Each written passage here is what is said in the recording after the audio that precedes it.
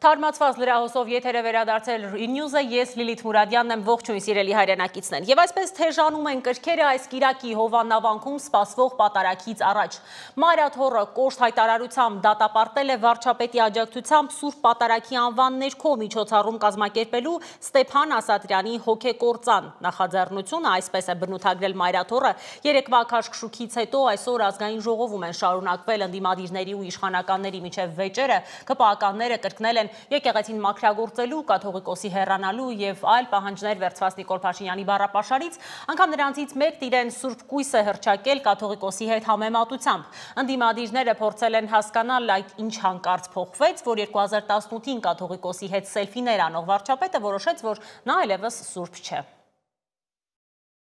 Եթե Գարեգին երկրորդը սուրբ է, ապա իշխանական падգամավոր Հռիփսիմե Հունանյանը սուրբ կույս Հռիփսիմեն է, ասում է ընդունեք որպես պատասխանատու հայտարարություն։ Ուրեմն ես այսօր պատասխանատու հայտարարություն եմ անում, որ ես էլ սուրբ կույս Հռիփսիմեն եմ եւ իմ որդու հայրն էլ Սիրահարների բարեխոս Սուրբ Սարգիսն է։ Ազգային ժողովի միջանցքներից մինչև նիստերի դահլիճ խոսակցության օրակարգը նույնն է, ով է սուրբ, ով կարգալույծ եւ ի վերջո, ով է հակաեկեղեցականը։ Այդ ձեր ասած խմբակի եւ ինչ որ կանոնների պայքարը, ես որտեղ կուզեմ, ում հետ կուզեմ կաղոթեմ։ Իմ եւ Աստծո միջև խոսակցության մեջ պարտադիր չի ինչ որ մեկը լինի, վեղար հագնի, բիզնեսներ ունենա, տարբեր տեղեր կապեր ունենա։ Խորհրդարանի ընդդիմադիրները հարցնում են, ինչու հիմա սկսեց այս լարումը, չէ՞ որ Փաշինյանը 2018-ին կաթողիկոսի հետ սելֆիներ էր անում։ Այս մարդիկ 18 թվականին իշխանության գալուց հետո սելֆիներ էին անում կաթողիկոսի հետ,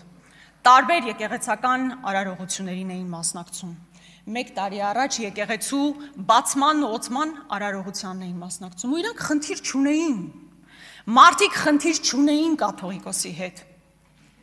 Այդ այն բոլոր բամբասանքները, որ տարածված էին մեր հասարակության մեջ, իրենք չէին լսել 18 թվականին, չէին լսել 19 թվականին, 20-ին, 21-ին կներեք Փաշինյանական ձևով ասացի, 22-ին, 23-ին, 24-ին չէին լսել, երբ 24-ին այստեղ բազմաթիվ ներկայացուցիչներ գտնվում էին Մայրաթոռում, չէին լսել այդ բամբասանքները։ Թե այդ ամեն ինչը տեղի ունեցավ ճիշտ այն ժամանակ, երբ կաթողիկոսը Բեռնում խոսում էր Արցախի ժողովրդի իրավունքների մասին, վերադարձի իրավունքների մասին, գերիների մասին։ Դուք մարդուն եւ եկեղեցին նույնականացնում եք։ Դուք ասում եք, դուք ինչ եք գնում Մայր տաճարի բացմանը մասնակցում, եթե Կտրիչ Ներսիսյանի հետ խնդիր ունեք։ Դուք ինչ եք գալիս ազգային ժողով, եթե իմ հետ խնդիր ունեք։ Հովանավանքի կարգալույց հռչակված քահանա Տեր Արամը նախորդին հրաժարվեց դուրս գալ հովանավանքից, պատճառաբանելով, թե կարգալույց եղած կաթողիկոսը չի կարող իրեն կարգալույց անել։ Կաթողիկոսը չի կարող կին ու երեխեք ունենա։ Պարոն Ասատրյան, Տեր Արամը։ Նկարները ունեմ, ապրելու տեղ ունեմ։ Պարոն Ասատրյան, կաթողիկոսը չի կարող ամուսնական կյանքով ապրի, դե գնացեք։ Տեր Արամը աշխարհիկ անունով Ստեփան Ասատրյանը հայտարարել էր, որ պատրաստվում է կիրակի մեծ պատարագի եւ սատարում է Փաշինյանի հակակաթողիկոսական արշավը։ Սատարելու եմ եւ արդեն պարզ է դառնում, որ Հայաստանի Հանրապետության վարչապետը ինչ ասում է, ճիշտ է ասում։ Իսկ ես ճշմարտության կողքին եմ լինելու։ Կարգալույց հռչակված հոգևորականի խոսույթն է անգամ վարչապետին նմանվում։ Այո, ես տեղեկություններ ունեմ, իմ տեղեկությունները ճշտված են, 100%-անոց են, ու եթե կասկածում է Մայրաթոռը կամ ամենայն հայոց կաթողիկոսը, կարող է դիմել դատարան, եւ ես դատարանում կհաստատեմ։ Այս առիթով նաև պնդում են, որ Գարեգին երկրորդ կաթողիկոսը խախտել է կուսակրոնության ուխտը եւ զավակ ունի։ Թող Գարեգին երկրորդն էլ ինձ դատի տա հայտարարված արժեքներին եւ կաթողիկոսի կարգավիճակին իր համապատասխանելիությունը ապացուցելու համար։ Կիրակի սպասվող պատարագից առաջ հայտարարություն է տարածել Մայրաթոռը, հորդորել իրավապահ մարմիններին կանխել ապօրինությունները եւ ապահովել հովանավանքում սպասավորող քահանաների բնականոն ծառայությունը, սրբավայրի հոգեվոր աղոթական մթնոլորտը։ Դատապարտելի է հատկապես վարչապետի աջակցությամբ հովանավանքում Սուրբ Պատարագի անվան ներքո միջոցառում կազմակերպելու Ստեփան Ասատրյանի հոգեգործան նախաձեռնությունը։ Եկեղեցին օգտագործելու է բոլոր օրինական ճանապարհները հոկտեմբերի 26-ին հովանավանքում հոգևոր աղոթական կյանքը վերականգնելու համար։ Սիմոն Հովանիսյան, Free Open Media։ Պարզվում է այս շաբաթ Երևան եկած ադրբեջանցի այսպես կոչված քաղաքահասարակության ներկայացուցիչների շարքում եղել է նաև 3 տարի առաջ Լաչինի միջանցքում Արցախի ճանապարհը փակած ու բլոկադայի պատճառ դարձած ճակերտներում էկոակտիվիստներից մեկը։ Դիլարա Էֆենդիևա անունով տիկին այն օրերին, երբ Լեռնային Ղարաբաղից ծանր հիվանդների տեղափոխումը Երևան անհնար էր, ադրբեջանական լրատվամիջոցների տեսախցիկների առաջ հայտարարում էր, թե իբր իրենք պատրաստ են միջանցք տրամադրել շտապօգնության մեքենաների համար։ Էֆենդիևայի Երևանում գտնվելու մասին լուրը սոցիալական ցանցերում եւ լրատվական դաշտում բուռն քննադատության եւ վրդովմունքի ալիք է բարձրացրել։ Իդեպ Reopen Media-ից կապ ենք հաստատել Երևան եկած ադրբեջանցիներից մեկի հետ, փորձել ենք պարզել, թե ինչ քննարկումներ են ունեցել այստեղ։ Մեզ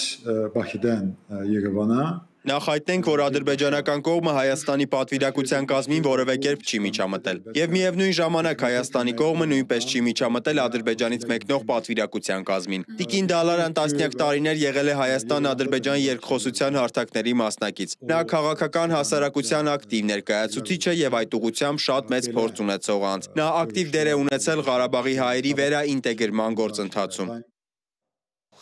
Մեր հաջորդ թողարկմանը կտեսնեք ամբողջական ռեպորտաժ այս թեմայի վերաբերյալ։ Իդեպ Պուտինն ու Ալիևն են հեռախոսով խոսել, Ռուսաստանի եւ Ադրբեջանի նախագահները քննարկել են տարածաշրջանային համագործակցության եւ միջազգային իրավիճակի մի շարք ասպեկտներ եւ պայմանավորվել շարունակել շփումները տարբեր մակարդակներում, ըստ Կրեմլի հաղորդագրության։ Պուտին-Ալիև շփումը հոկտեմբերի 9-ին ԱՊՀ գագաթնաժողովում կայացած զրույցի շարունակությունն է։ Մեր հարևան Վրաստանը քաղաքական խաչմերուկի առաջ է։ Մի կողմից փողոցներում չդադարող ցույցեր են, մյուս կողմից իշխանությունը ամեն ինչ անում է օրենքի ուժով քաղաքական դաշտը վերահսկելու համար։ Այս ֆոնին Վրաստանի դատախազությունը մեղադրանք է առաջադրել նախկին վարչապետ Իրակլի Ղարիբաշվիլիին առանձնապես խոշոր չափի անօրինական եկամուտների օրինականացման համար։ Դատախազությունը դատարանից պահանջել որպես խափանման միջոց սահմանել 1 միլիոն լարի գրավ եւ պարտավորեցնել նրան հանձնել անձնագիրը։ Ղարիբաշվիլին լիովին ընդունել է մեղքը։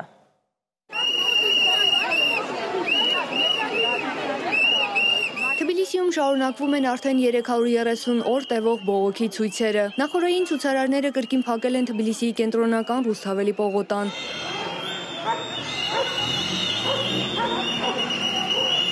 Դրանք պահանջել են ազատ արձակել այն ակտիվիստներին, որոնք ձերբակալվել են վերջերս ընդունված եւ խստացված օրենքներից հետո։ Չնայած ճանապարհը բացելու ոստիկանության կոչերին, պողոտան տևական ժամանակ փակ է մնացել։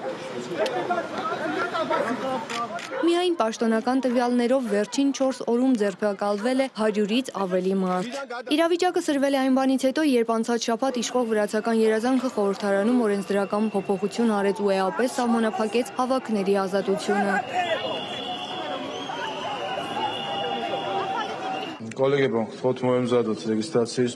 Նոր կարգավորումներով ցույցի ժամանակ դիմակ գրելը կամ ճանապարհ փակելը, որի համար նախկինում նախատեսված էր վարչական տուգանք, այժմ պատժվում է մինչև 15 օր ազատազրկմամբ, իսկ կրկնվելու դեպքում մինչև 1 տարվա կալանքով։ Արդեն 11 ցուցարար կալանքի է դատապարտվել։ Նոր օրենքի դեմ քաղաքասարակությունը շարունակում է բողոքել այն անվանում ժողովրդավարական կարգերի ուղիղ խախտում։ Փողոցային ցույցերը ճնշելուն զուգահեռ Վրաստանի իշխող կուսակցությունն ընդունել է մեկ այլ ավելի վիճահարույց օրենսդրական փաթեթ, որի նպատակն է արգելել որոշ ընդդիմադիր կուսակցությունների գործունեությունը եւ նրանց հետ կապված անձանց ցմահ զրկել քաղաքական գործընթացներին մասնակցելու իրավունքից։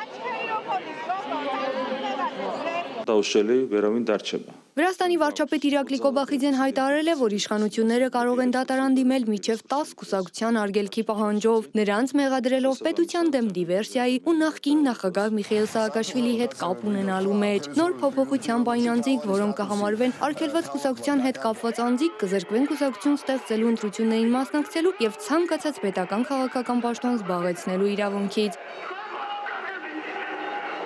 Վրացի սահմանադրագետներն ու իրավաբանները նշում են, որ այս նախաձեռնությունը հակասահմանադրական է, ըստ նրանց ժողովրդավարական երկրում քաղաքական գործունեությունը այսպես չի կարելի սահմանափակել։ Գործող օրենսդրությամբ միայն կոնկրետ քրեական հանցագործությունների համար դատապարտված անձիկ են զրկվում պաշտոն զբաղեցնելու իրավունքից, այն էլ ժամանակավոր, ոչ թե ցմահ։ Աննա Թանդարյան, Reopen Media։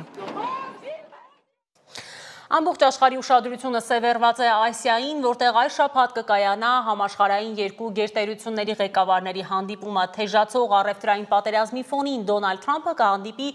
Սի Ցինփինի հետ փորձելով լուծումներ գտնել կամ հնարավոր է ավելի խորացնել երկու երկրների միջև հակասությունները։ Դոնալդ Թրամփը մեկնում է Ասիա Չինաստանի նախագահ Սի Ցինփինի հետ հանդիպելու։ Ասիա խաղաղօվկիանոսյան տնտեսական գագաթնաժողովի ժամանակ են հանդիպելու վերջին շրջանում սրված հարաբերություններ ունեցող տերությունների ղեկավարները։ Թրամփը այսօր կմեկնի Մալայզիա, այնուհետև Հարավային Կորեա, որտեղ էլ 5 մեկ սեղանի շուրջ կնստի Սի Ցինփինի հետ։ Նախագահ Թրամփի այցը Ասիա դրամատիկ է լինելու։ Նա հավանաբար խիստ պահանջ կներկայացնի տարածաշրջանի դաշնակիցներին, գործընկերներին եւ հակառակորդներին, սակայն այդ այցը կարծում եմ մի նոր Ամերիկայի խորհրդանիշն է, նոր Ամերիկայի։ Ի պատասխան պաշտոնական Պեկինը կարևորել է Վաշինգտոնի հետ հարաբերությունները եւ հայտարարել, որ սերտ կապեր է պահում Միացյալ Նահանգների հետ։ Առևտրային լարվածությունը երկու երկրների միջև նոր թափ ստացավ հոկտեմբերի սկզբին, երբ Պեկինը կտրուկ շատացրեց հազվագյուտ հողային տարրերի արտահանման սահմանափակումները։ Դրանից հետո Թրամփը Չինաստանի նկատմամբ սահմանեց 100% լրացուցիչ մաքսատուրք, որոնք ուժի մեջ են մտնելու նոյեմբերի 1-ից։ Վստահ եմ, որ Թրամփն ու Սի Ցինփինը կցանկանային, որ իրենց երկրները ուղիներ գտնեն վերադառնալու ռազմավարական անվտանգության եւ տնտեսական երկխոսության դաշտ, որը բնորոշում էր հարաբերությունները, նախքան Թրամփի առաջին վարչակազմը դադարեցրեց դրանք։ Ասիական այս ուղևորության ընթացքում Թրամփը կգնա նաև Ճապոնիա հանդիպելու երկրի նորընտիր վարչապետի հետ։ Ասիա խաղաղօվկիանոսյան տնտեսական համագործակցությունը հիմնադրվել է 1989 թվականին որպես տարածաշրջանային տնտեսական ինտեգրումը խթանող ոչ պաշտոնական ֆորում։ Ի սկզբանե 12 անդամ ունեցող կառույցն այժմ միավորում է 21 տնտեսություն, որոնք համաշխարհային առևտրի զգալի մասն են կազմում։ Այսօր կազմակերպության արդյունավետությունը շատերը հարցականի տակ են դնում անդամ երկրների, հատկապես Միացյալ Նահանգների եւ Չինաստանի միջև աճող լարվածության պատճառով։ Դավիթ Գենջոյան, Open Media։ Գազայի շուրջ դժվարությամբ ձեռք բերված զինադադարը նոր վտանգի տակ է, այս անգամ Իսրայելի ներքաղաքական խաղերի պատճառով։ Քնեսեթի ծայրահեղական թևը նախաձեռնել է արևմտյան ափի բռնակցման գործընթաց հենց Միացյալ Նահանգների փոխնախագահի այցի օրերին։ Այս դիվանագիտական ապտակը զայրացրել է Վաշինգտոնին, ստիպելով անգամ Թրամփի վարչակազմին կոշտ դիրքորոշում հայտնել իր մերձավոր դաշնակցի դեմ։ Իսրայելի Քնեսեթում արևմտյան ափի բռնակցման ուղղված օրինագծի շուրջ ընդամենը մեկ ձայնի առավելությամբ կայացած նախնական քվեարկությունը դիվանագիտական հրդեհ է բորբոքել Վաշինգտոնի հետ հարաբերություններում եւ սպառնում է փլուզել Գազայի շուրջ դժվարությամբ ձեռք բերված զինադադարը։ Քաղաքական դրաման իր գագաթնակետին հասավ ԱՄՆ փոխնախագահ Ջեյ Դի Վենսի Իսրայել կատարած այցի ժամանակ, որի նպատակն էր ամրապնդել փխրուն հրադադարը։ Oh yeah, that was weird. That was weird. I was sort of confused by that. Այո, դա տարօրինակ էր։ Ես շփոթված էի, երբ հարցրի այդ մասին, ինձ ասացին, որ դա խորհրդանշական քվեարկություն էր։ Դա շատ հիմար քաղաքական հնարք էր, եւ ես անձամբ դա որոշակիորեն վիրավորական եմ համարում։ Արևմտյան ափը Իսրայելը չի բռնակցելու։ Թրամփի վարչակազմի քաղաքականությունն այն է, որ արևմտյան ափը Իսրայելը չի զավթի։ Դա կշարունակի մնալ մեր քաղաքականությունը։ Նախագահ Դոնալդ Թրամփը, որը հայտնի է Իսրայելին ցուցաբերած իր ամուր աջակցությամբ, փորձեց մեղմել իրավիճակը։ The West Bank is don't worry about the West Bank. Արևմտյան ափը մի անհանգստացեք արևմտյան ափի համար։ Իսրայելը ոչինչ չի պատրաստվում անել արևմտյան ափի հետ։ Լավ, մի անհանգստացեք դրա համար։ Նրանք ոչինչ չեն անելու արևմտյան ափի հետ։ Մի անհանգստացեք։ Իսրայելի գործերը շատ լավ են։ Քննարկվող օրինագիծը, որը նախաձեռնել են վարչապետ Բենյամին Նեթանյահուի կոալիցիայի ծայրահեղ աջ գործընկերները, կրոնական սիոնիզմ եւ Լիկուդ կուսակցությունների որոշ պատգամավորներ, նպատակ ունեն Իսրայելի օրենսդրությունը տարածել արևմտյան ափի հրեական բնակավայրերի վրա, ինչը դե ֆակտո բռնակցում է։ Թեև սա օրենքի ընդունման համար անհրաժեշտ 4 քվեարկություններից միայն առաջինն է, դրա ժամանակ այն համընկնում է ամերիկյան բարձրաստիճան պաշտոնյաների այցի հետ դիտվեց որպես սադրանք։ Քաղաքագետ Գայիլ Թալշիրի խոսքով սա նախազգուշացում է Նեթանյահուի համար։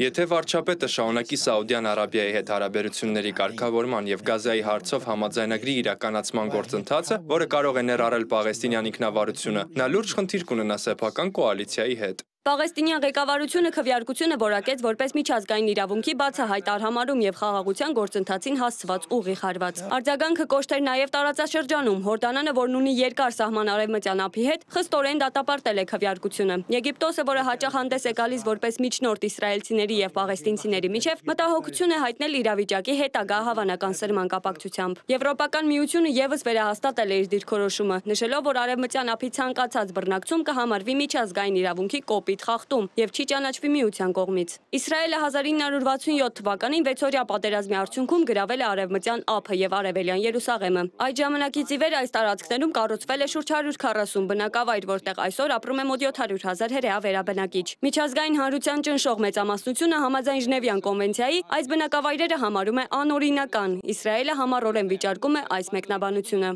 Մոնիկա Հայրոյան, Reopen Media։ Իդեպ, ԱՄՆ փոխնախագահ Վենսը շնորհակալություն է հայտնել հույն, հայ եւ կաթոլիկ քահանաներին Երուսաղեմի Սուրբ Հարության տաճարի մասին հոգ տանելու համար Իսրայելում գտնվող ԱՄՆ փոխնախագահը նախորդին էր տիկնոջ հետ այցելել Երուսաղեմի Սուրբ Հարության տաճարի հայկական բաժին։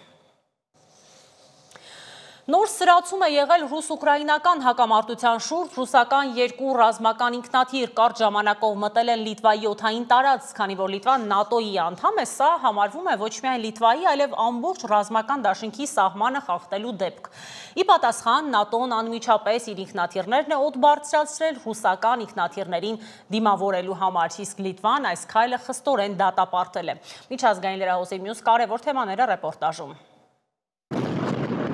Ռուսաստանն ու Ուկրաինան փոխանակել են լայնածավալ հրթիռային եւ անօդաչուների հարվածներ, թիրախավորելով էներգետիկ ենթակառուցվածքները։ Ուկրաինայում ռուսական անօդաչուի հարվածի հետևանքով զոհվել են Ազատության հեռուստաալիքի 2 ուկրաինացի լրագրողներ, ինչը Կիևը հետաքննում է որպես ռազմական հանցագործություն։ Միևնույն ժամանակ կողմերը նաեւ փոխանակել են զոհված զինծառայողների աճյունները, որի շրջանակում Ռուսաստանը Ուկրաինային է հանձնել 1000 զինվորի մարմին 31-ի դիմաց։ Եվրոպական առաջնորդները ստանձնել են Ուկրաինայի ֆինանսական կարիքները ծածկելու հանձնառությունը 2026-27 թվականների համար, ուղարկելով հստակ ազդանշան Ռուսաստանին, որ Կիևը կշարունակի ստանալ անհրաժեշտ ռեսուրսները, թեև աջակցության կոնկրետ մեխանիզմները քննարկվելու են դեկտեմբերին։ Դրան զուգահեռ առաջնորդները համաձայնության են եկել կլիմայական փոփոխության դեմ պայքարի շուրջ, նպատակ դնելով մինչև 2040 թվականը 90%-ով կրճատել ջերմոցային գազերի արտանետումները։ Այս քայլը կարևոր միջանկյալ փուլ է մինչև 2030 թվականի գործող պարտավորությունների եւ մինչև 2050 թվականը կլիմայական լիակատար չեզոքության հասնելու վերջնական նպատակի միջև։